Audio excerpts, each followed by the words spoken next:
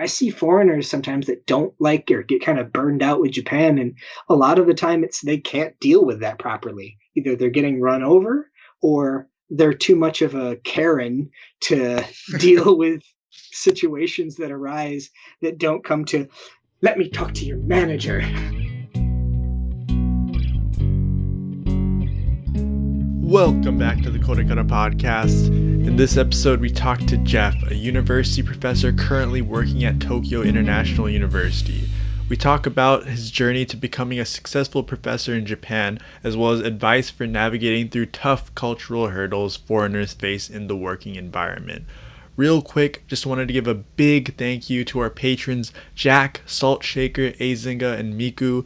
Thank you so much for keeping our podcast going. And also, if you enjoy this podcast, make sure to leave a like and subscribe if you're watching out on YouTube. It helps us greatly. Enjoy.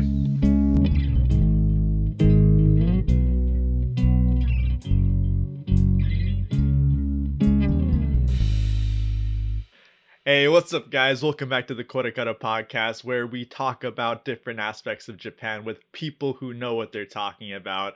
I'm Raza, and I'm joined by my co-host, Eric, and this week we have a very special treat.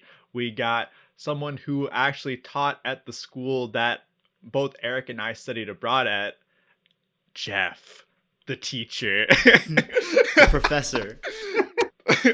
The professor. Yeah. We had to go nerf the introduction a little so we can build it up as we go, right? But Jeff, can you give us a little background of maybe the stuff that you're teaching now, and just a little background before we get into how you got interested in Japan? Sure. So these days, as of last semester, I teach IT literacy for E-Track, or so international students as well. I'm pretty sure every human that speaks English in Japan that has any kind of teaching job also teaches Japanese students various degrees of English. I actually only do a little bit with the students who major in English. So I teach reading and writing for them, but then I also have a 4 skills course where it's a little bit more macro scale in what we go over, and that is for business majors and international relation majors that are Japanese. And then in the past, I've done academic composition, I've done public speaking, and a couple other courses along the way. But that's the general gist of these days. Now, for many of you guys listening, you probably don't know this, but Jeff isn't just any university teacher in Japan. He's actually had quite a history with the country. So, Jeff, how do we start with that, right? How did you first come to Japan? How did your relationship with Japan actually begin? All right, so this is, we're gonna go way back, the Wayback Machine. Ooh, the Wayback Machine coming out. So, I first really got into Japan in 7th grade in junior high school. And what had happened was, in 6th grade, I was goody two-shoes, Mr. Perfectionist still from being a kid. I remember I cried because I got a 90 in a class one time on a homework assignment. And I used to have a little pocket protector with my pens and stuff. I was a super nerd. But then in 7th grade, something just kind of hit me, and I really got into art.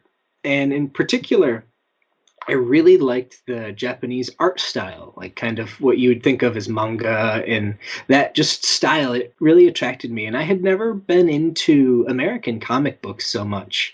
So that didn't draw me in, but Dragon Ball and even some of the other stuff, I don't even recall what was on back then besides Dragon Ball Z or Dragon Ball, but I really liked the angular shapes, and that was really attractive. And I started to draw a lot. And there was a book in one of the book fairs, and it was how to draw anime and manga style. And over the next 4 years, that would become kind of my Bible in terms of teaching myself. And remember that a lot of this is kind of not pre-internet, but pre-good internet. So we're still 56K modems, and so internet was bad. There wasn't a lot of resources to learn other languages. There was no YouTube yet. Their videos were not really a thing online. And so I didn't really know that much about Japan, even up until graduation from high school. I had, thankfully, a teacher in high school who actually I've talked to recently. But she, in years past, had taken people to Japan as part of a high school trip, when essentially you would learn about Japanese culture, learn a little bit about language, learn a little bit about culture, history, a little piece of everything. And it was an elective in your senior year of high school. And at the end, it would culminate with going to Japan. But after 9/11, that teacher kind of was uncomfortable flying on big international flights.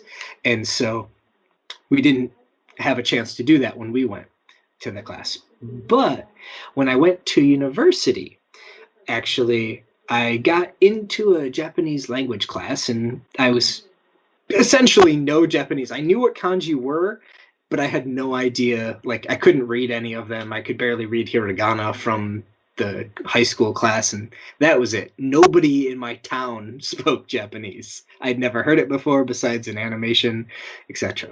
So got in, took a Japanese class, loved it. I had been friends with a senior who was also taking Japanese in his senior year, just 101 class.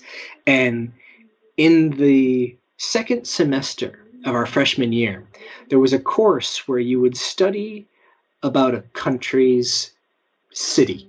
It wasn't just Japan. There was Spain, you studied, Barcelona, I think, and various, French would study Paris, etc. You would study that city, and then during one of the breaks, you would actually go to that city with your teacher.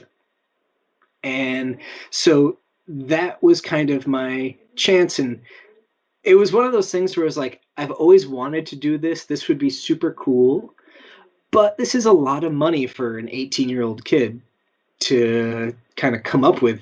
And at that time, we'll just say that my life savings had been depleted by something that had come up. I'll just leave it at that. But I didn't have a lot of money to my own name at that time. And so I kind of had to do the roundabouts to the family, to the grandparents, the mom, the dad. And there wasn't a lot of money around at that time, but my grandparents are the ones actually that helped me out. And they had taken a loan off of a life insurance policy to help me go. And they're like, you got to go. You got to do this. This is something you love and care about. So they got me over there. I went. And the only way I can describe it for at least that time was Japan was everything I expected and more. If you thought it was this weird place where you can buy panties in vending machines, it was that. If you thought it was this cool technologically advanced country where they had everything you can imagine, it was that. If you thought it was this really peaceful green place where the temples are beautiful, it was that too. So it was everything I had imagined, but then there was things I had no idea about that were just super cool. Taking the trains. Where I'm from in central New York, there are no trains besides Amtrak, which is old school railroad. So it was definitely a new world for me. And I kind of made a promise to myself, I'll be back. Not in such a Terminator-like fashion, but I definitely was convinced that this would not be the last time I would be in the country. And needless to say, that was right. So what was your plan then to come back to Japan?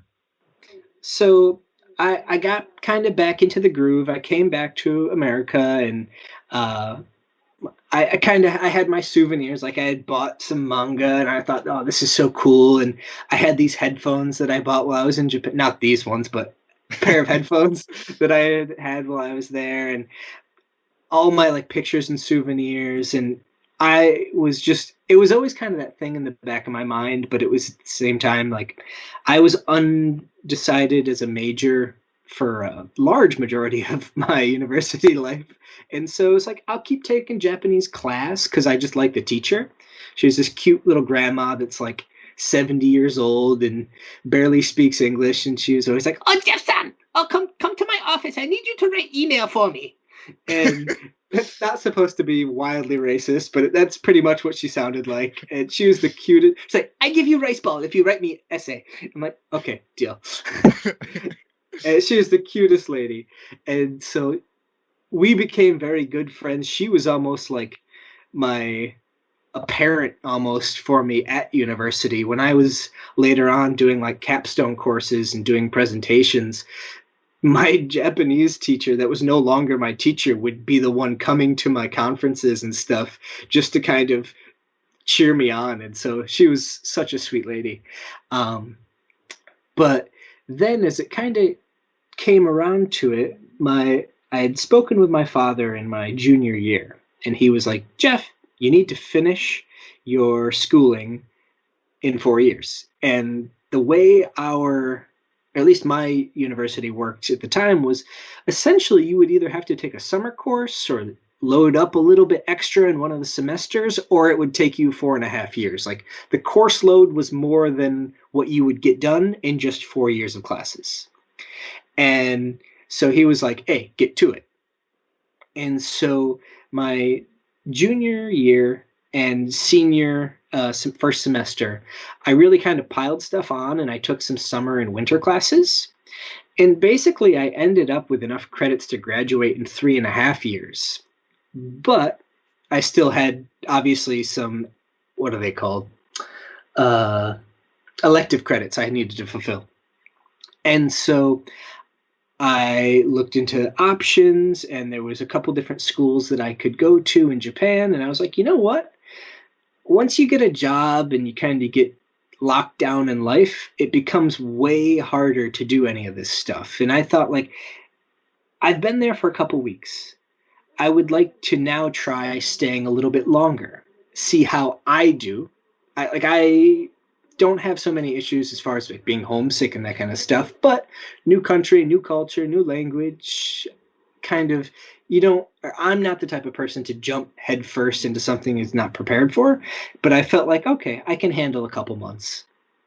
I'm just trying to make sure no one can figure out how old I am if I tell you the next part. Okay, so gotta let everyone in on the secrets sometime or another. So around when I went, the Tohoku earthquake happened. And while that was obviously a horrible thing, it also gave a very, very unique experience. Because if you're not aware, most countries and most states in America pulled their international students from Japan. Meanwhile, in New York, they're like, "You still want to go, right?" And, like, my international advisor he was a super chill guy. I met up with him afterwards, and like we went and listened to EDM concerts together and stuff, but he just did not give a fudge about that. He's like, "Hey, you're still going, right? It's cool. Reactor, quake, tsunami, you're fine." And so we went over, but normally in a school that had a couple hundred international students, there was 20. And because of that, we ended up, I'm sure both Eric and Raza, you've noticed that when you came to Japan, there were cliques, like where either your school or even your nationality, like kind of those people hung out together a little bit. It was kind of like, we'll go do our thing with our people. But because there was so few there's 20 foreigners, the whole school. Like each class was basically one foreigner, and then the rest were Japanese. And so you, in a kind of unique way, it was the opposite of what maybe normally is true. And there was very few cliques, even the different countries. It was like, hey, you're the one Danish guy here. You're the 2 British guys here. You're the like 3 Americans. It was such a small group that I'm still good friends. I still remember all of them. And we had a wonderful time. I see. So now I guess transitioning back and now actually just for reference, how long was your study abroad for? I want to say around 6 months or so. I finished the program. I did a spring and a summer semester, and actually the big choice for me was whether or not I wanted to stay because I was going to graduate. But when the summer semester after the international students started coming back, and I saw the cliques started coming back as well. The different country groups were kind of all hanging out with each other, and I had my Japanese friends, which was awesome. So I kind of got along with everybody, and I could go to like do. I studied applied linguistics in Japan when I was here, and so I got to go do some like on teacher training, or excuse me, yeah, on site teacher training at some kindergartens and stuff in Japan, and that was awesome, a new experience. But it was becoming very clear that the cliques were coming back, and they were very, very noticeable, and it wasn't the same vibe. Like the group that I was with was kind of friends with everybody. The new group was kind of like, these people are from our country. Let's talk with them. And I was kind of like, I don't do this. So I headed back, and that was about 6 months, I think, total. So I came back in late August or so, but if you graduate in America, normally it's in May. And so I was a little bit behind the curve. So you just got a diploma mailed to you. Literally, yeah. I have not gone to any graduation of my own since high school. I've been to more graduations as a professor for other people than I have for my own. Yeah, at least you still racked it up, right? Got it all framed up. Looks nice. But now going back to, I guess, America, returning back home, how was that kind of transition period like after really just spending 6 months of your life in a completely different country? I want to preface this, excuse me, with this following my international stint was the hardest probably 2 years of my life. And anyone that listens to your podcast, I would want to just let them know as well, don't feel like the world is ending if after you graduate, stuff is kind of rough for a little while. That was my darkest period in probably my whole life. I came back, and one of the things that hit me was I hadn't done job hunting because I was in a foreign country my last semester. So I didn't have anything lined up for me. And as it turns out, money to live is helpful. And I'm not a big one on asking other people for help in that way. But my father offered me a job, and he had a company, Finnegan Electric, that is an industrial electrician company. And I had done that for years prior, just as an apprentice, as a young kid, and during my summers when I wasn't traveling abroad or anything. But it was something that I knew I didn't want to do for the rest of my life. Obviously, there would be good money in it, but I already had kind of figured out at that point that money wasn't a big motivator for me. And so I was working there and kind of trying to just sort out what the hell I wanted to do in my life at that time.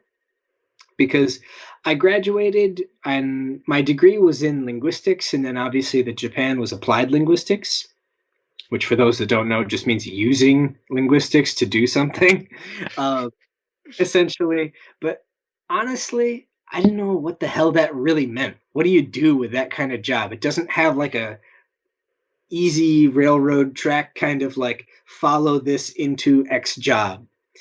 And I honestly hadn't really thought about teaching at that point because I didn't like kids.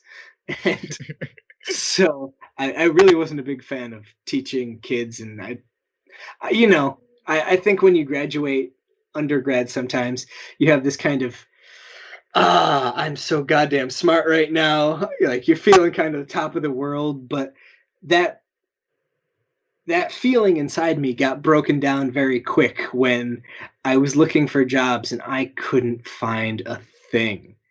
At this point, I'm still doing other job hunting. I'm still looking around.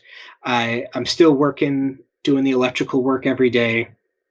And that was kind of a piece that broke the camel's back for me because I was not in a happy place. I was waking up super early, going to work, go home, and I was just exhausted, but get changed, take a shower, put on a suit, go look for more jobs after work. And rinse and repeat. Miserable, not bad salary. I had like on my staircase, I didn't have a direct deposit yet. So I just had a pile of checks on my staircase that were uncashed because I had money, but I didn't care. I had no hobbies, no friends. I didn't like my coworkers that much, and I was just kind of miserable. And so I spoke to my girlfriend at the time and I said, I'd really like to maybe go back to Japan to go international for a little bit. And I just said, like, I don't know if I like teaching, but I know I would like to try it more than I like what I'm doing every day here. And at the time, the yen was, I think, 77 yen to the dollar or something like that. So it was a really good rate.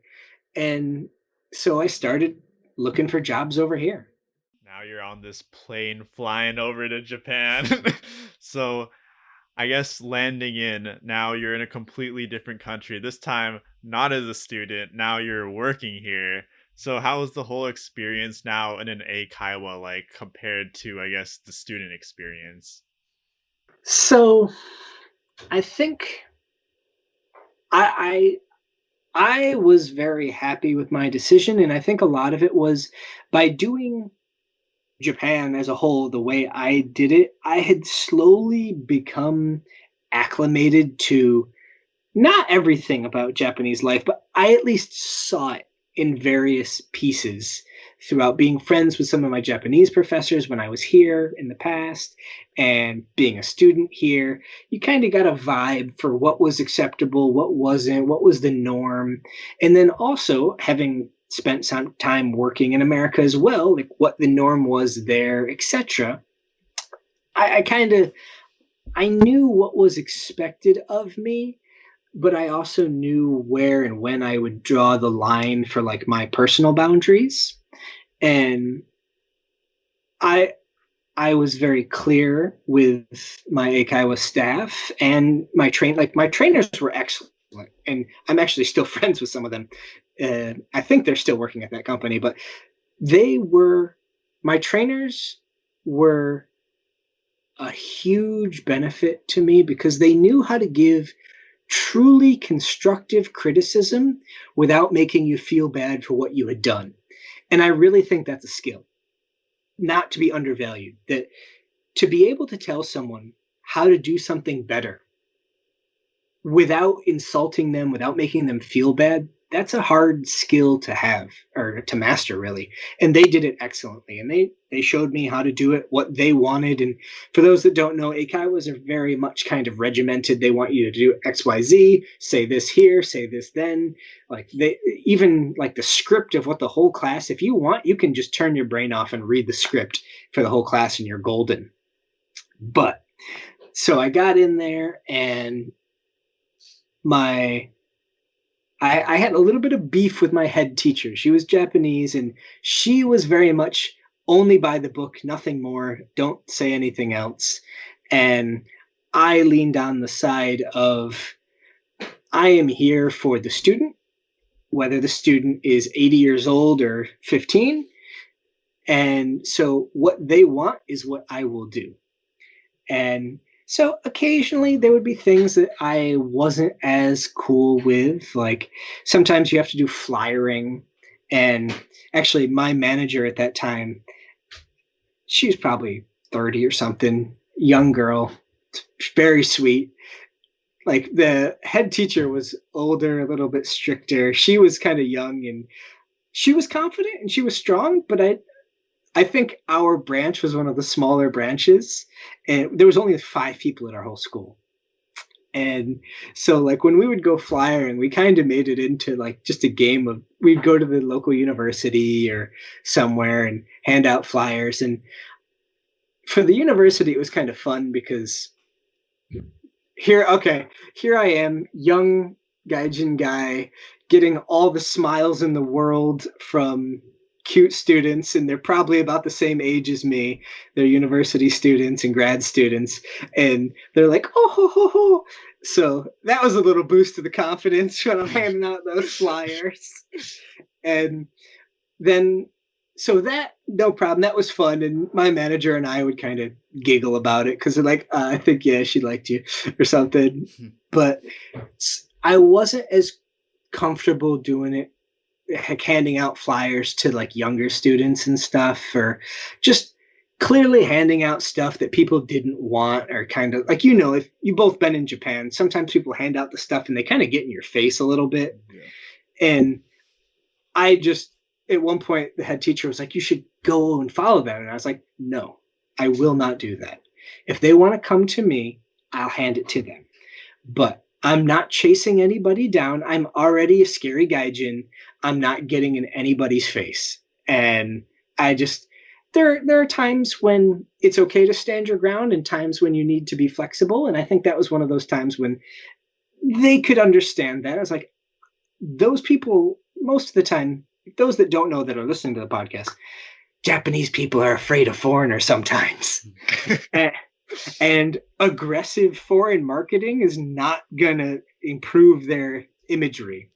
And remember at all times that you are representing both yourself and also the mental representation of Americans, white people, for me, etc., men.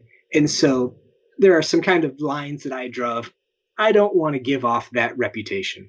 So that was kind of my boundaries. And it was all right. I did get yelled at one time. I never forget this. I was doing a higher level class, and we use a textbook. And it was around the Boston bombing. I think that was 2012, I think. And we instead of using the textbook, we talked about the bombing that day. And one of the students had complained. She was a lower level student that someone had pushed into my class without having the English proficiency to be in there. And I just thought, whatever, it's no problem. But that day we were talking about the Boston bombing. And that student then later complained to the manager and the head teacher that we didn't use the book that day. And so what kind of peeved me was the head teacher came and she just kind of passively aggressive was like, oh, I heard that you maybe didn't use the book so much today. And I was like, yeah, we talked about the bombing. She's like, oh, okay. And then, not to my face, but behind my back, she had messaged headquarters and like requested like a follow-up training or something with me. She's like, I don't think he should be fired, but I think you should talk to him. But because my school was so out in the boonies, they just called and they're like, hey, Jeff, we heard that you weren't using the textbook. And it was the trainer that I was friends with. And I just explained, I was like, yeah, because there was a terrorist bombing near my hometown. And I said to him, I was like, if there was a bombing in Tokyo, do you think we would be like, let's talk about the textbook today? Or would we be talking about the terrorist attack that was in our country? And so he was like, yeah, no, 100%. I get that. So I was like, I'm not going to apologize for talking about something topical. To the point, like the point of English is to be able to discuss things going on in the world.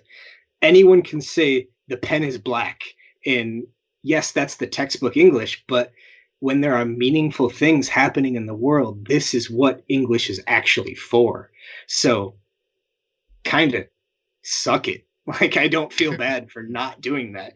And one thing I realized was a lot of the people that I was working with did not have the pedagogical background of actual education or even linguistics.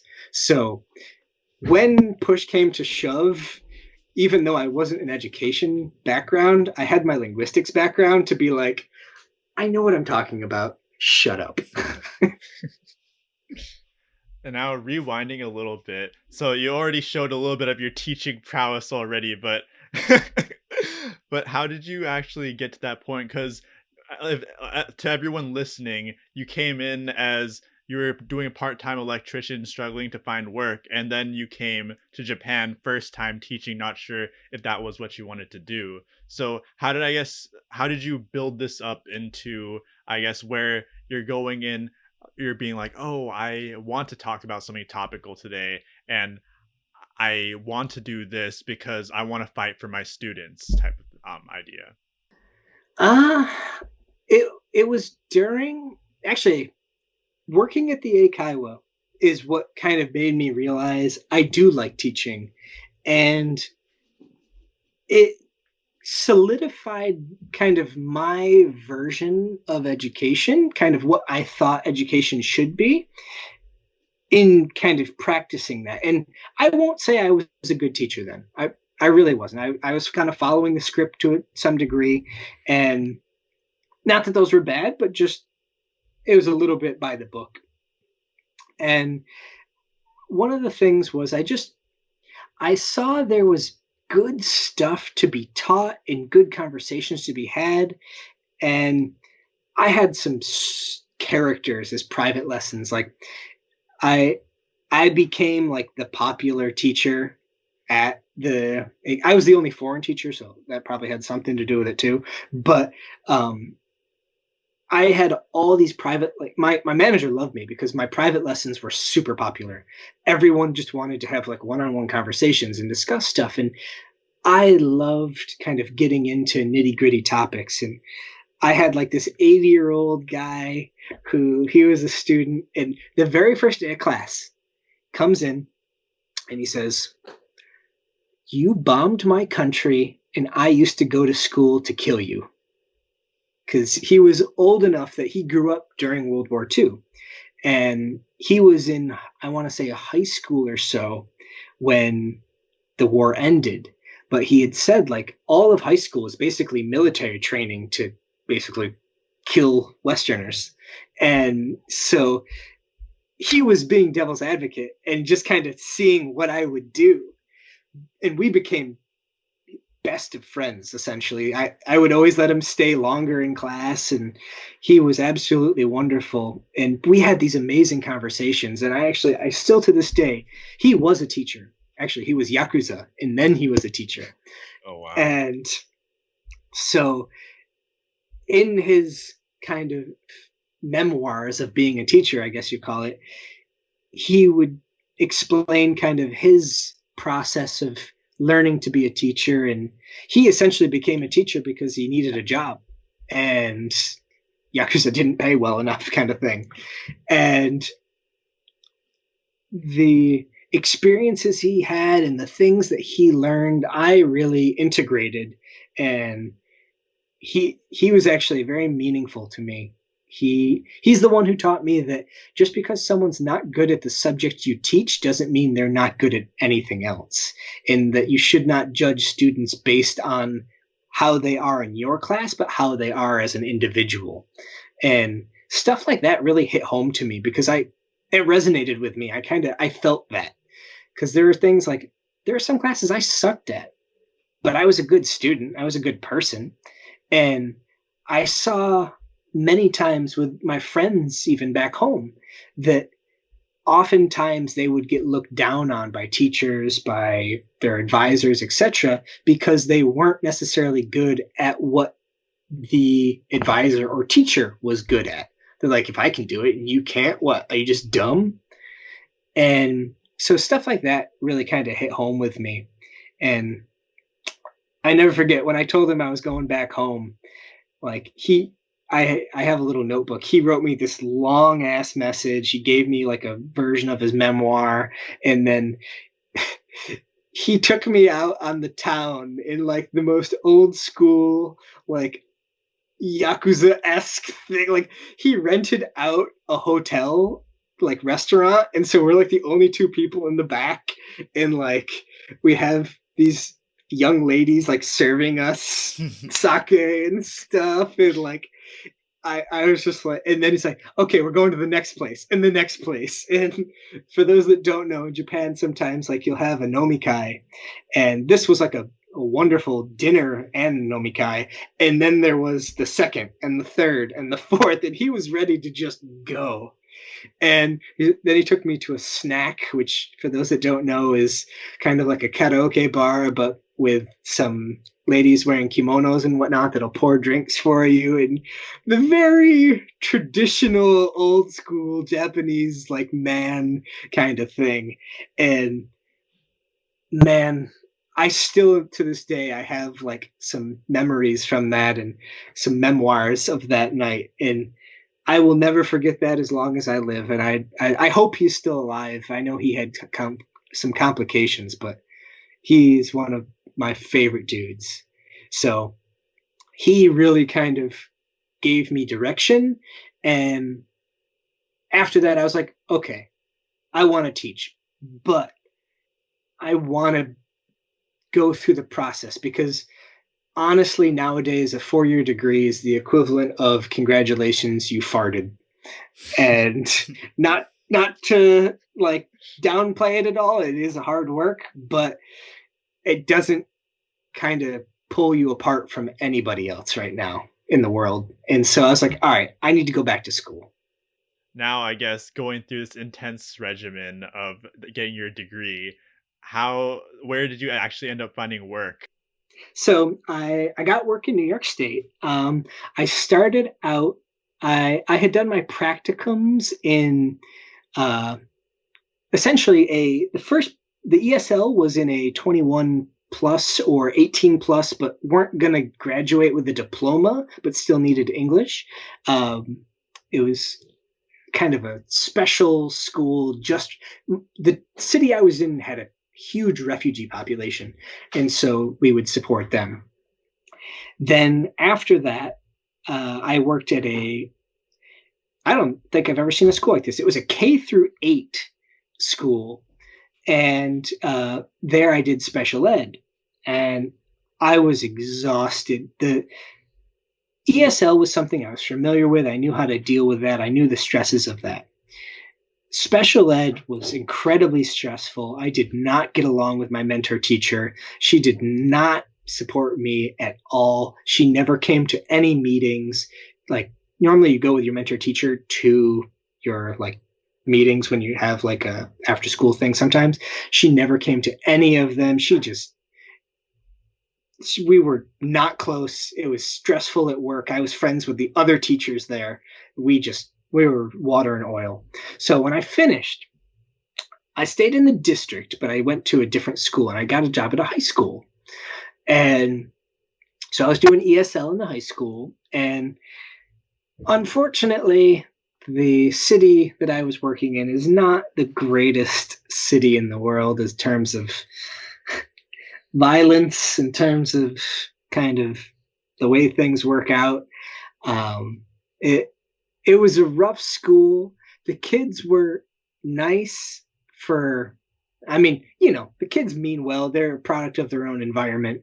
The teachers, I actually really loved. If I was ever going to work somewhere full time, I loved it there because the teachers had the same kind of dark humor that I had, and we all knew it was a mess. Like we'd be at the teachers meeting and be like, so the ex-con that killed somebody threatened another student in my class today. They threatened to kill them in the same way that they were convicted of killing someone in the past. Can we do anything about that? And the principal would just be like, well, they have a right to an education, so not really. If you feel in danger, just call in that school, each classroom has like a panic button on the wall for the teachers to call the police from the hallway into their room. So it was a interesting situation there, but great teachers. Like some of the kids, like they'd come into the final test, headphones on, and just put up YouTube and just not even give a shit in the middle of a final test. And if you would say something, they'd just be like, what? And go back to watching. I'm like, makes grading super easy. I see. So obviously you're a professor at a school in Japan. So I guess what kind of led to the transition between being in this school in New York into actually becoming a professor in a completely different country? Yeah. So I knew this question was coming. So there's no nice way to put this. Essentially, there's a school shooting at my high school. A 14-year-old young boy shot and killed, which is total bullshit. No 14-year-old should ever die, let alone at school. And that's just, that hit home in a way that was just like, I didn't even really care about, I mean, I care about myself in that way. Like, I was like, wow, this is dangerous. But at the same time, it was just like, this is a symptom of an unhealthy culture. And to this day, I will never blame guns. And I think I'm all for the Second Amendment, and that's great. But the way in which they are used in the, I guess, irresponsibility of the citizenship to kind of manage that just really bothered me. And I thought to myself, like, if I'm teaching here and if I ever have kids, me knowing the fact that this is a very real threat that can happen, I don't want that for my kid. I don't want to worry that my wife, my girlfriend, has to legitimately worry about being shot just going to and from her car, just doing whatever. And so I resigned and I went back to my hometown and I taught in junior high school there for a little while I was looking for other work, because my hometown is a very small town. It's not that big. There's one of each, like there's one high school, there's one junior high school. That's it. Half the teachers I had are still there, kind of thing. Like and remember how I joked about the students in the other school, like coming into class and having their phones out? These kids, if they heard a phone ring in my pocket, they were like, ooh, someone's got a phone. Like they had just been raised like, you do not have a phone in class. And it was just such a different atmosphere. So, and I loved it. They were nice. I knew half their parents. And so like that was fun, but I worked there for a bit and I started applying to jobs in Japan, and I applied for basically anything. I was just like, I want to get out of here. And there was, I was looking at, I didn't want to go back to Eikaiwa because I knew that was kind of below me at that point. And I just, not below me, but I didn't feel like I would be getting anything in this kind of a temporary whatever job. So I started looking at universities, and then there were some applications open, and I was qualified for them. I met everything they needed, and salary was good. And then it started to become kind of, I wanted to find a school that lined up with me. And this is something that I couldn't have done when I was younger. But after having more experience and kind of knowing myself and having some self-worth now, knowing I know how to do my job, I don't need to be babied or anything, I could then in interviews be more like, why should I work for you? Rather than like, because I think a lot of times young people especially are worried about like, I want this job, please hire me kind of thing. Where now I was coming to the table like, what are you offering me? I'm qualified to work at all these different ones. What do you do that's different, that's special, that why should I come to you? And especially because at the time I was making more money teaching at the high school than I would be in Japan, and at least starting out. And I found TIU, and one of the things I loved was English Plaza, where they kind of suggested, yeah, we want you to relate, talk with the students, to be friends with them outside of the class. We encourage that in an appropriate way, of course, but like that to me was super important because my own personal experience had been enriched by being friends with my professors outside of class. And I know there are some people that are like hard on this. I only go to class. I'm not friends, and it's creepy if you're friends with your teacher, and there are a bunch of pedophiles and everything else. And I'm like, that's not true at all. Like it's healthy, and it's a great way to meet mentors and have social like connections, build up your network. And that's how I got into grad school.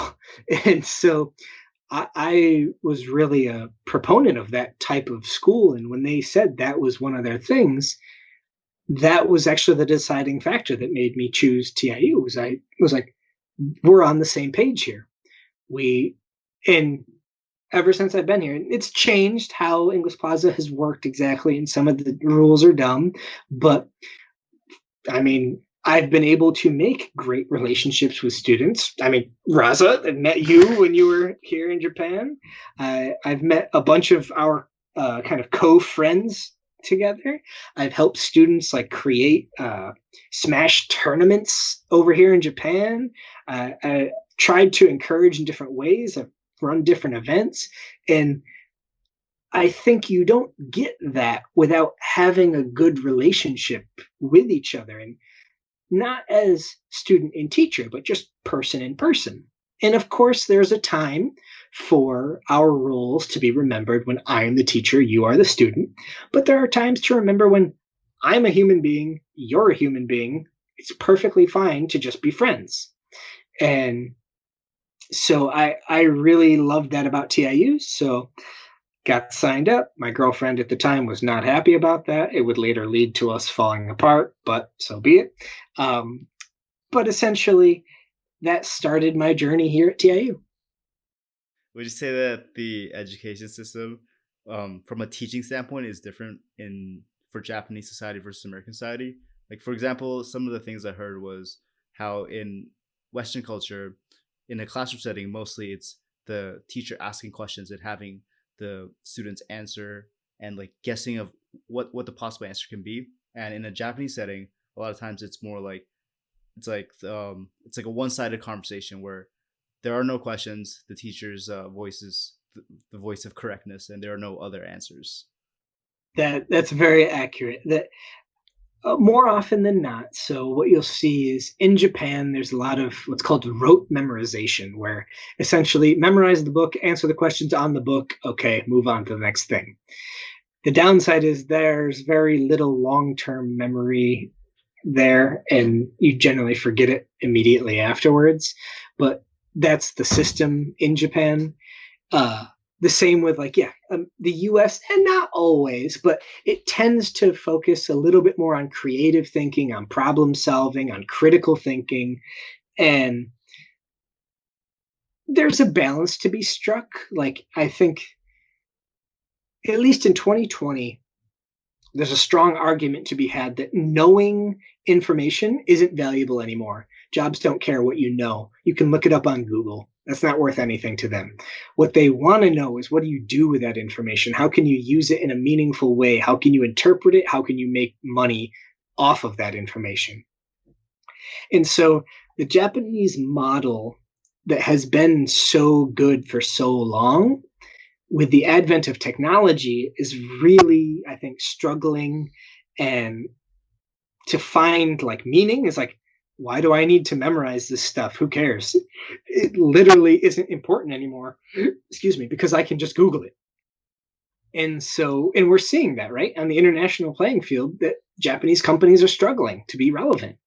And while the kind of Japanese system encourages, I would almost say, perfection, I say it like this. The American style of education, I'm not saying this is purely American, the Western style rewards innovation, creativity. We fail, we try again. We have tons of startups. There's tons of air quote geniuses in America. Japan has one of the lowest genius air quote rates in the world, because being different, both up and low, is kind of seen as a bad thing. Just blend in. And so the same way, they're not encouraged to innovate. They're not encouraged to create new things. What they're encouraged to do is perfect what already is. And I think you see that in a lot of the business models and a lot of the products that come out of Japan. In my dad's era, at least, there was this kind of idea of Japanese products were like of the highest caliber, but very briefly before that, Japan was the old China in terms of like cheap manufacturing goods and how people thought about it. And it's kind of transitioned now where it's like, would you rather have a bullet train made from Japan or made from America? The one made in Japan is probably going to be the slickest thing on the rails. The one from America, your hope isn't going to get derailed after it goes 30 miles an hour, but maybe it's got a new air conditioning system. So the things that have been created and just need the knobs kind of tinkered, Japan's got it down. But I do think they struggle with innovation, creativity, critical thinking. And I've had to adjust my classes because of that. I used to do, like in America, kind of like investigation quizzes where you have to ask certain questions. Like you would have two different people make a story and then ask them different questions and try and interrogate them and figure out if you can ask questions that will break up their story, that they didn't corroborate the entire story perfectly. And then you can find out which one's wrong. American students loved that. That was like really good at kind of getting their creative juices and trying to trick the other person. The Japanese students couldn't figure out why someone would lie.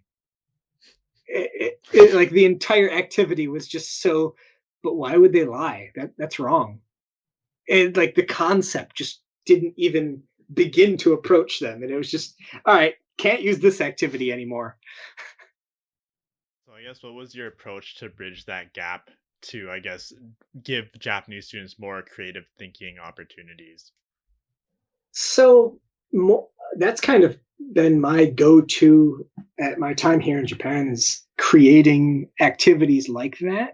And more often than not, I really like project-based work where essentially, and I do this with the e-track as well, I give them a project, which is essentially some problem or some task I want them to do. And I will give them the minimal support they need in terms of what programs or what I'm looking for. And then it becomes on them to build the scaffolding to kind of flesh out my expectations. And to varying degrees of success.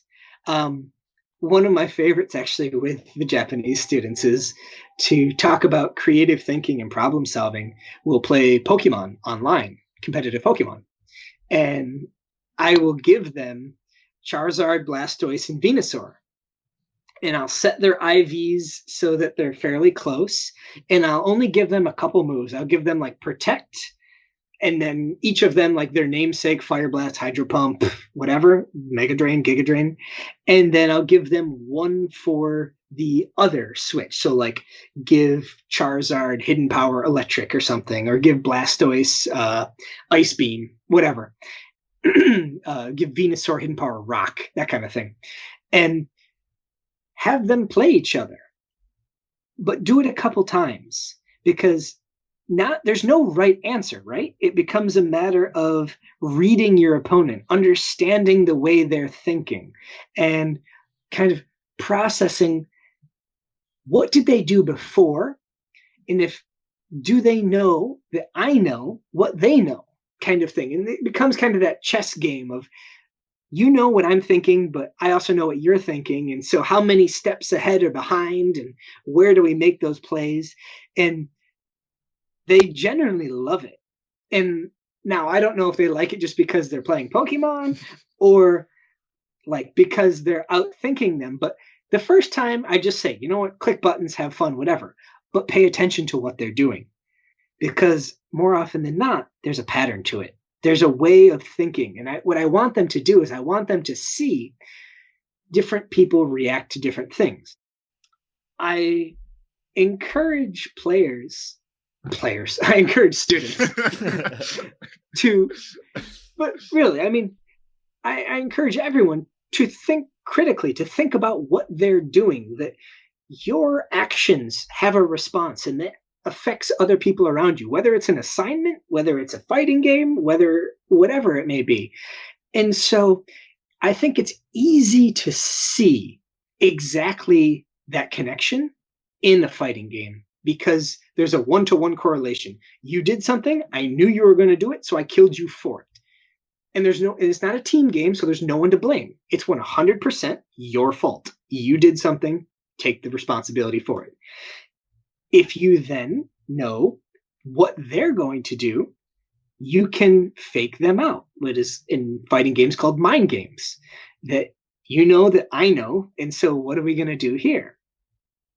And so I think introducing that to Japanese students is a good fundamental level where they might not understand what it is they're really doing, but they're able to feel it.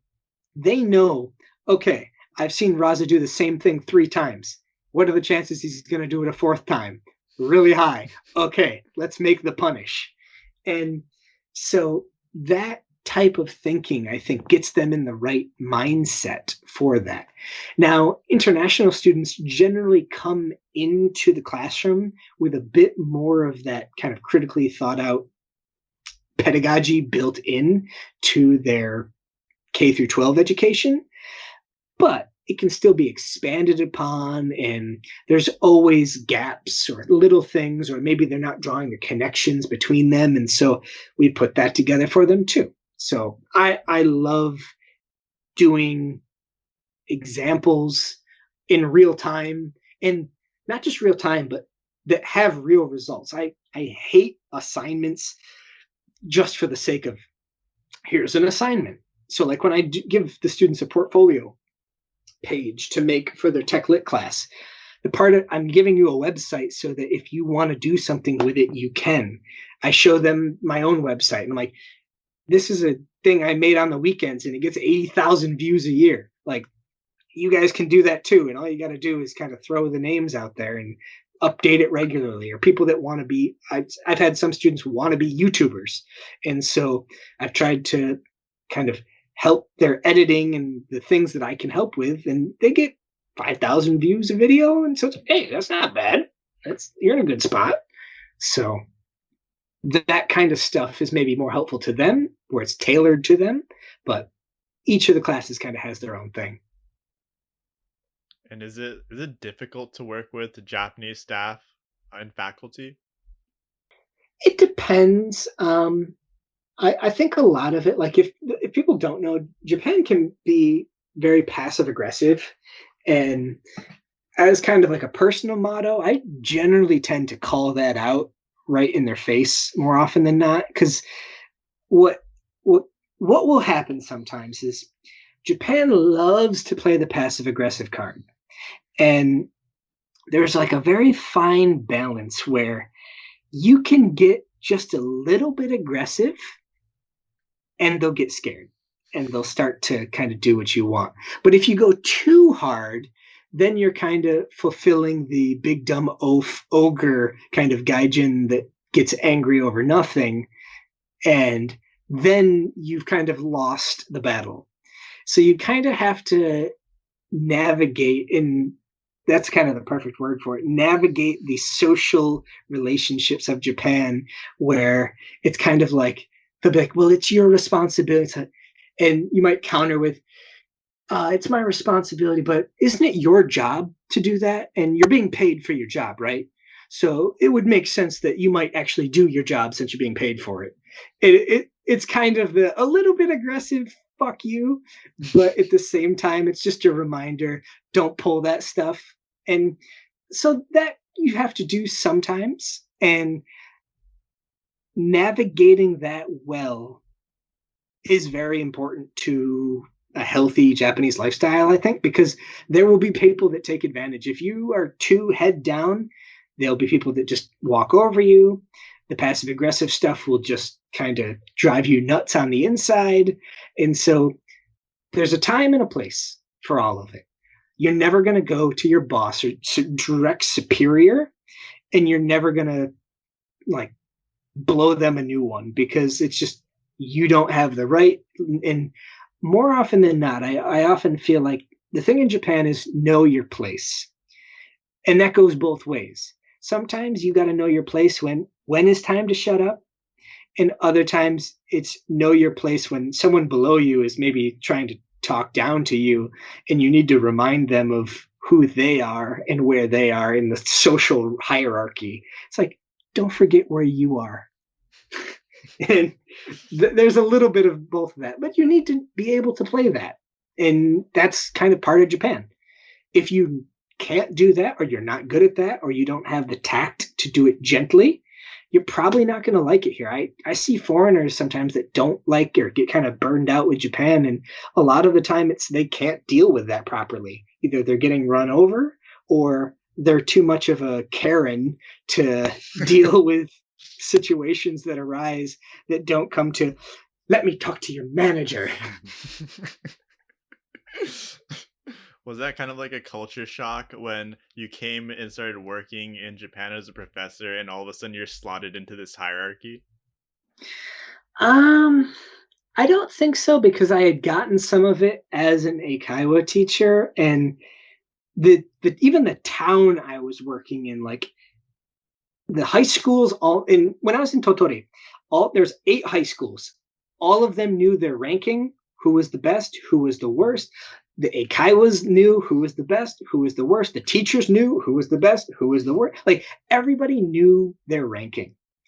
And so I kind of just learned that this is the way things are. Like you know your place. And like I call it now social capital. And when I do PR stuff, sometimes I talk about social capital, and the idea being when you have it, you can afford to expend it sometimes on various misdeeds, or if you want to push something sometime. It's like, for example, I'll use English Plaza for those that know TIU. For those that don't, basically you talk with Japanese students and E-Track students. And for the last like 3 years or 4 years, basically ever since they hired me, I've been number 1. I've always had the most attendance, the highest rates, blah, blah, blah. So when we come to like discussions and whatnot, and there'll be the pedagogy says we should do X, Y, and Z. I'm not one for following the books without any practical means to it. And so sometimes I'll kind of raise my hand like, well, I've been the best like in multiple categories for multiple years, and this is my opinion. And it's one of those kind of humble brags, but at the same time it's like that's what it's for. If you're good at something, this is a point where it's relevant to what I'm good at, and so I'm going to push for things to be the way I want them to be. And learning when is appropriate to do that, when it's appropriate to do it behind closed doors, all that little stuff, I kind of picked up at the Eikaiwa. So by the time I came to the university, after working in a regular high school, I kind of gotten it down pretty good. Like I know how to play the game. And I always recommend to people, like, it's great if you have this future and vision of how you want the world to be and how everything can be better and whatever else. But at the same time, to be successful in today, you need to know how to work today's system and how to maneuver in the world as it is right now. And so I think that's equally as important. And that's what I've done. I see. Well, I want to go dive into your other experiences, but first, I really want to know, what does it take when you go and think up of a lesson plan, and what goes into, I guess, like you've developed like an idea bank of everything you want to convey. How do you kind of piece this all together in terms of a lesson plan? So what you'll have is kind of at the very top, you have course learning objectives. This is basically what you read on your syllabi. This is what I want you to walk away from the class knowing. From there, I generally tend to break it up into pieces. Like, okay, of those, what are the pieces? So let's talk IT Lit for a second. I want you to be comfortable with all kinds of word processing of all types. I want you to be comfortable with Excel sheets, and I want you to be comfortable with some type of video presentation / making, editing, etc. videos. Then, so you have those major concepts, then you break it down so you have your course learning objectives, and then you get into your class learning objectives, and you start to break down, how do I teach these individual skills? What are the most valuable skills? And so some people, like, they'll make the test first and then design it backwards. That's kind of the same thing, but doing it by project base, or if it's English, kind of skill base. What do you want them to know? And then break that down, and then go even smaller and be like, all right, in this class, we're going to do, let's see here. The first thing I have to do, I have to scale how well do they know the basics. Then the next thing is for Excel, for example. The very first day, I start with the very core concepts. What do you call a cell? What are formulas? How to move around in Excel? You go super fundamental. Next day, okay, I'm going to teach you some basic formulas. Understand how this program is working, how it's calling the different cells, and let you test that and play with that. Show them how the program is smart. Show that Excel can kind of figure out, if you're counting, if you're doing days, that it can do that. Let them play with it for a second, see that, then okay, go to the next day. What is the next thing? Okay, now we're going to teach some more advanced formulas. Maybe we're going to try VLOOKUP or whatever else. And so you build on previous material while also kind of giving time for projects for them to experiment. And honestly, sometimes you run out of time. That happens. But that's where, as you get to know the class, the students, etc., like, that's honestly what experience in teaching does for you. Is it tells you what are the questions that they're going to have, so I can answer it before they ask it. And that's honestly the biggest difference between a new teacher and an experienced teacher, is I already know what you're going to ask, so I already have examples, or the project we do is going to teach you that. And so that's kind of how I go about it. When I'm actually like the per class design, I basically, for E-Track classes, I don't do so much with presentations unless I need to. But for the J-Track, so that it's multimodal, you want to be able, like, some people are good at visually learning, some people are good at auditorially learning, and some people are kinesthetic. They do things with their hands, they play with stuff, etc. And so I try to make sure that the classes have a learning type or a learning type activity for each of the different styles. And so for the J-Track especially, I'll do kind of all three. We'll always do something where we're just talking actively with each other. We'll do a part where I just have the slideshow up and I'll kind of read over it. We'll do something in the book. Maybe we'll have a discussion of some type. Try to hit as many modes as possible, just to kind of help everyone. In the same kind of way, you want assessment to cover multiple modes too. There are some kids that suck at taking tests. They get super nervous. This year, my Japanese students, some of the highest levels I've ever had. They're amazing. When they took the test, they're freezing up. It's the worst English I've ever heard. I'm like, what's happened? But because I gave them other chances where they were giving presentations, they did amazing. When they did the writing test, they did horrible. They were good at different things, but a balanced class kind of gives opportunity for different types of students to shine. I always hated when, like, all the tests are only written tests, because then if you're not good at written tests, GG, you're probably going to fail that class. But then at the same time, like, if it's only project based, but you're nervous in front of other people, then you're probably going to do bad. So I try to make a balance. So no matter what you're good at, there's opportunities for you to shine. But I guess this whole overarching theme that we've kind of been around is teaching. And at the core of that is kind of your experience and how you've converted that into these teaching lessons that you formulated. So I guess, especially being in Japan, how has that sort of molded what you, I guess, think of society, and maybe you, because we mentioned previously that there's a lot of discrimination in Japan for if you are not Japanese. So how have you kind of taken everything you've learned and kind of taken it in stride with where you are at today? Mm-hmm. I think empathy being the big thing. Like, you have to, especially in Japan, kind of look at it from the point of view of like, I am a foreign person in a country that has a specific word to describe people that aren't from here. And that alone, like, language and culture go hand in hand, but understanding that there's literally a word for that, and that there's a derogatory, like, because the real word is gaikokujin, right? But the kind of bad version of it is gaijin. And the knowing that that even exists, and understanding that there is going to be some animosity, but then understanding little things like knowing that I'm a white guy, and all the whatever special verbs and pronouns and whatever. I'm a white dude that's straight.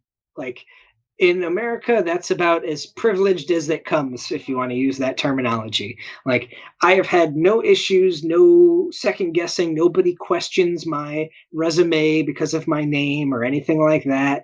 I have an education background. I speak English as a first language.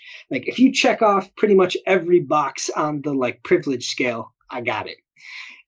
And so knowing that, and how good maybe I have it in the States, coming to Japan, I'm already in kind of the small bubble of, like, for those that don't know, there's a thing there in America, there's a word called yellow fever, and it's basically usually for men who have a thing for Asian women. In Japan, there's gaijin hunters, which are the exact opposite. It's usually Japanese women who have a thing for foreign guys.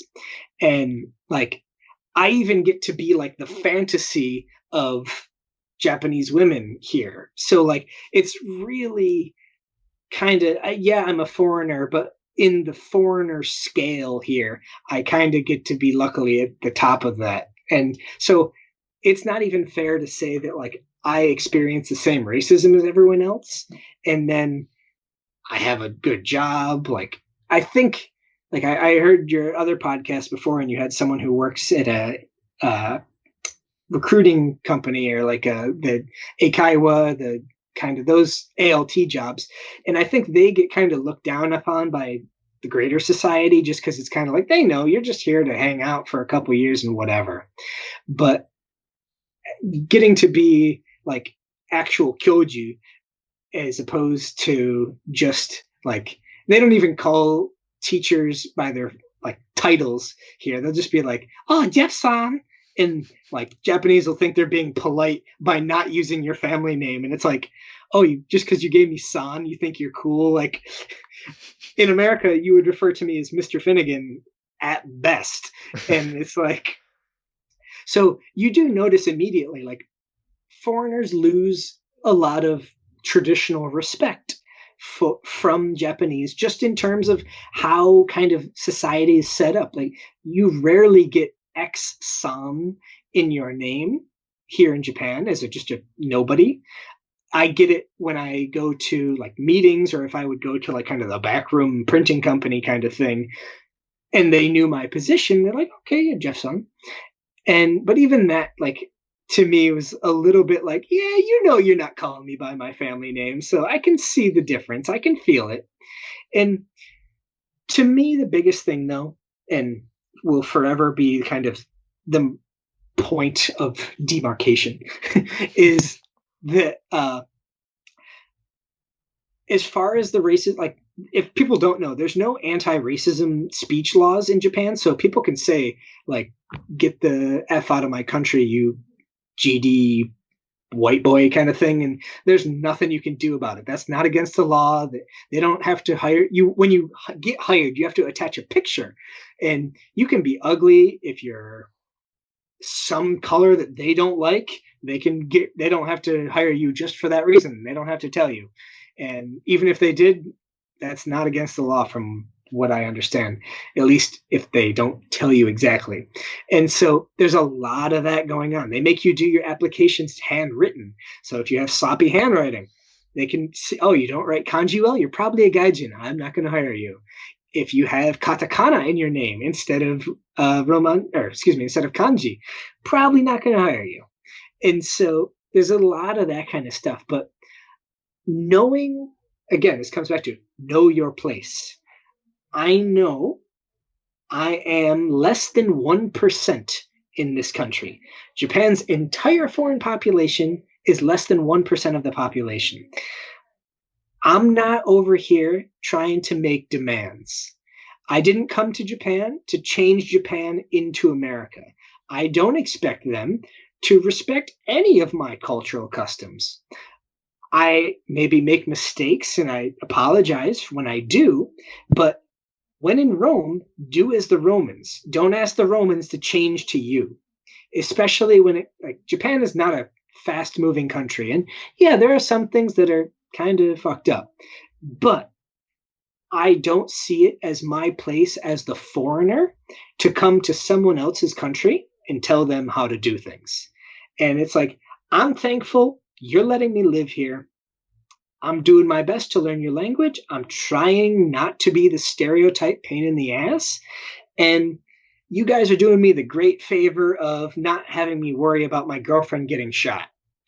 And like that's basically, it comes down to stuff like that. I never worry about violence here. Even like I've been to so many izakayas and no one has ever thrown a fist at anyone I've ever seen. Maybe in like, I've heard stories in like Shinjuku, but more often than not, it's a bunch of foreigners fighting. But in 12, 13 years, I've never seen like angry Japanese, as opposed to pretty much every bar I ever went to in America. After about 10 o'clock, there was a bouncer at the door and pretty much busy for the entirety of the night. And so just the culture difference of like the violence, the just stupidity of it. I don't enjoy that part of America. And there's some other stuff about America I don't enjoy as well, but the ability to be safe in a meaningful way. I'm a very much a sticks and stones kind of guy. Words don't hurt me. I don't care. Grandpa Oji-san can say, I hate Americans. Go back to your home country. You're a piece of S. Like, I don't care. Cool. I got tough skin. I don't have to worry about him pulling a knife on me more often than not. And even like the Yakuza, they don't want to deal with foreigners for the most part. Like if you see them, like I never forget. I actually did step up to one in Totori because he was like macking on like a high school girl or something like that. Or maybe even junior high school. And I was just like, get the fuck out of here with that. I was not cool with that. So I just kind of went over and kind of stood in between them, and their English ability is generally so low or non-existent that they might get ruffled. But if you're more often than not as a Western dude, if you're built a little bit, they're not going to want to mess with you. They just don't want to deal with it. Fucking with a white dude or an American is just going to be police investigation stuff into stuff they don't want to deal with. So it just kind of whatever. So like more often than not, you're fine. But that actually kind of transitions into something, is the confidence versus arrogance thing. That there's a very fine line between those two things. And like I said before, sometimes you have social capital, you know, you can kind of say something, you need to say something, you need to stick up for yourself, but you need to know when to bow and shut up and smile too. Like, I'm not a big fan of tatemae, which is like the face of kind of hiding a little bit. But there are times when that's what you got to do. As a professional, as an adult, that's just what you do. And in some things, you know what? Like having a little bit of air of confidence to you, if you're young, fake it till you make it. But don't fake it so far that you have an overinflated sense of ego where you can do no wrong, or that you're untouchable, or don't think anything bad will happen, because there's been plenty of that in Tokyo, and I read about it all the time. These like young college kids that are over here go get in a fight at the bar and they punch a police officer, and all of a sudden they're being detained with no bail for multiple years. And it's like, homie, you goofed. Like, this is not America. The same with like people bringing weed and stuff over because they're like, it's okay in America. It's like, yeah, but you're not in America, bro. The rules don't apply.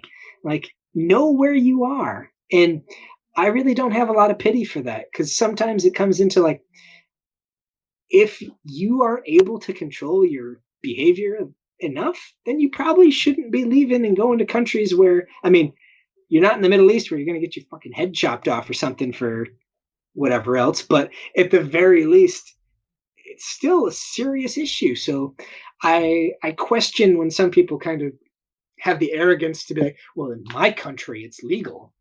It's like, yeah, but you're not in your country, bro.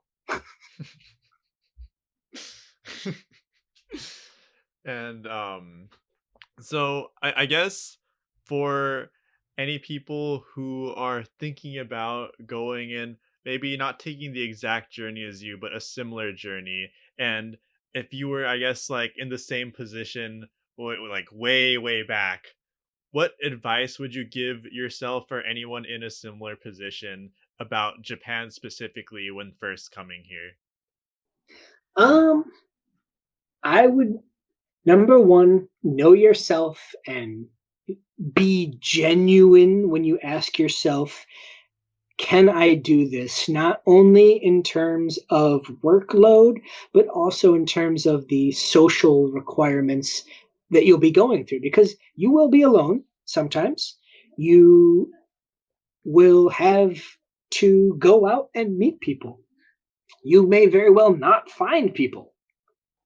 And depending on your social aptitude, that may be harder or easier depending on the person. And I think it's hard sometimes to ask. I've seen so many people come over, last a year or two, and be like, I can't do this. I don't like it. It's not for me. I can't handle the work. I can't handle the work environment. I need more free time. Whatever. And essentially crash and burn, never come back, or only come back as a tourist.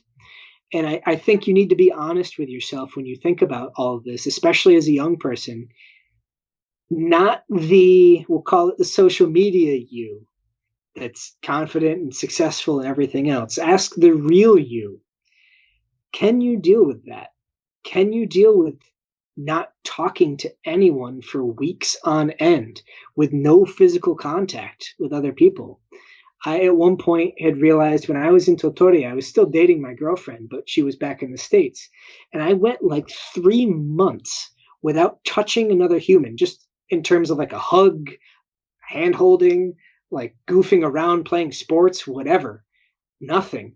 And you have to genuinely ask yourself if you can handle stuff like that. And for me, I've always been kind of comfortable with being alone. I was 10 years old telling my mom to go for a walk so I can have the house to myself. And I was kind of a dick, but that if you're comfortable with that kind of stuff, then good. Then if you can, I think the other piece of advice I would give is kind of tell yourself that when you're working, you're on the company's dime. You're not above doing anything. If they ask you to take the trash out, you do it. If they ask you to clean the floors, you do it. If you're on work hours, you do what they ask. And when you're young, you kind of got to do that. As you get a little bit older, you start to have a little bit more like, I'm above that. But in my core like value system, I never forget I'm not above anything. Never feel like I'm too good for this. I'm too smart for this. I'm above this or whatever. You're not. You're really not. And if you can be honest with yourself about that kind of stuff, and you have thick skin, because you will need it. there will be racist shit that happens. And regardless of what color you are, regardless of your background, regardless of how much money you make, you will run into stuff. So you will need thick skin. If you break down, if you need a social network to kind of keep you happy, if you have bouts with depression, etc., I would definitely make sure you have things in place so that you're not alone, etc., before you really decide to start this journey. I think absolutely everyone should always go abroad if you have the chance. See the world. See what things are different. But don't be surprised when you run into I've run into people that they hate my guts just because I'm American and they think all Americans are cocky shitheads. And I can't necessarily disagree with them sometimes. But what I've decided is I will always do my best to kind of be a role model of what I think a good citizen should be, just in a world citizen should be. But yeah, I think that's the best advice I can give is, and it's maybe not like the most yay, super happy, kawaii bubbles thing, but it's an honest thing. I think you really have to kind of look in the mirror and know yourself. I think the reason I have thrived to some degree, and I wouldn't say I made it to the top, I definitely haven't, but I'm incredibly happy with where I am. I love my job. I love all the opportunities I have. And I think a big part of that is I'm very comfortable with who I am. I know what's important to me.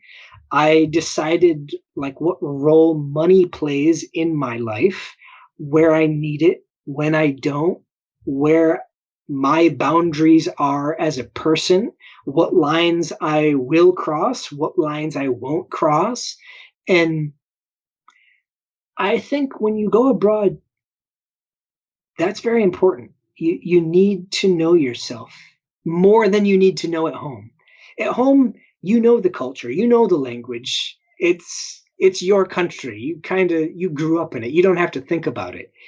When you're abroad, everything's different. You don't, even if you studied in a book, and I always kind of tell the people that are like, I studied Japanese up to 400 and I'm so good and I know all the things in the textbook and let me tell you about this special festival that happens once every 300 years and it's amazing.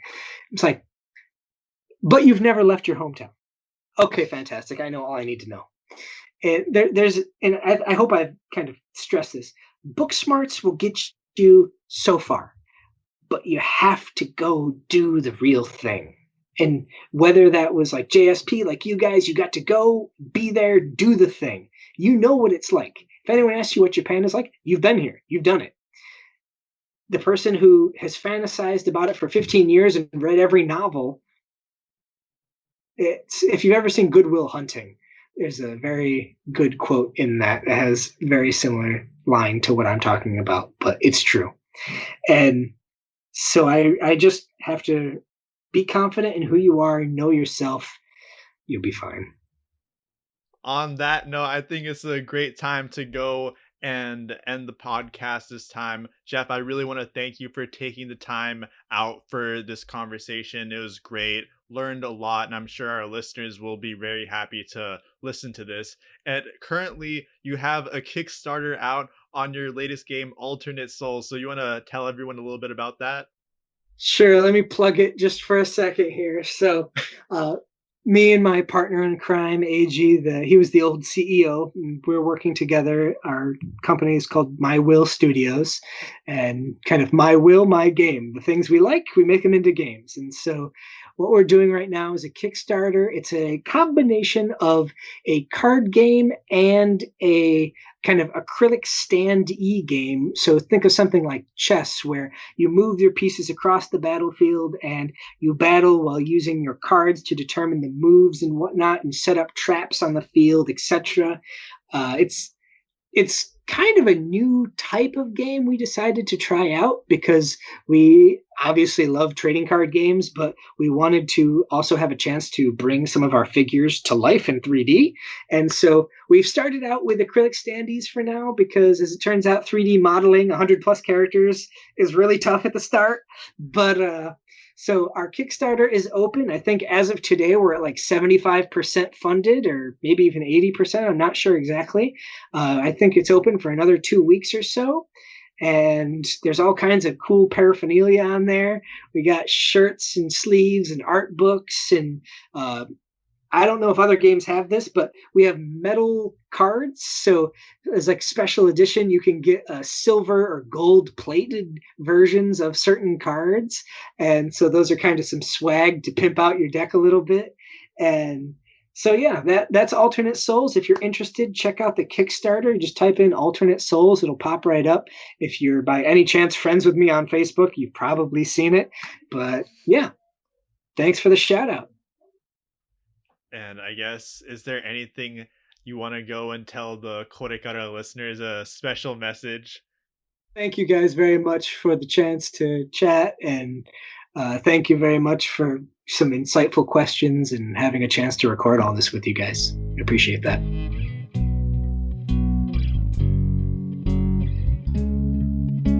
Thanks for listening to this episode. Hope you had an immersive KoreKara Podcast experience. So, one quick thing to note here is that at the time of recording, Jeff's Kickstarter is actually closed, but you can continue to support him and Alternate Souls on his website and Facebook page, so I'll link those down below in the description. Also, be sure to subscribe to us on YouTube for watching our podcasts earlier, as well as having access to a glossary for the Japanese words used. You can also support us on Patreon or Ko-fi. Anything helps us keep the podcast going, as well as joining our Discord where you can chat with us or the rest of the KoreKara community anytime. So, thanks again for listening. Peace!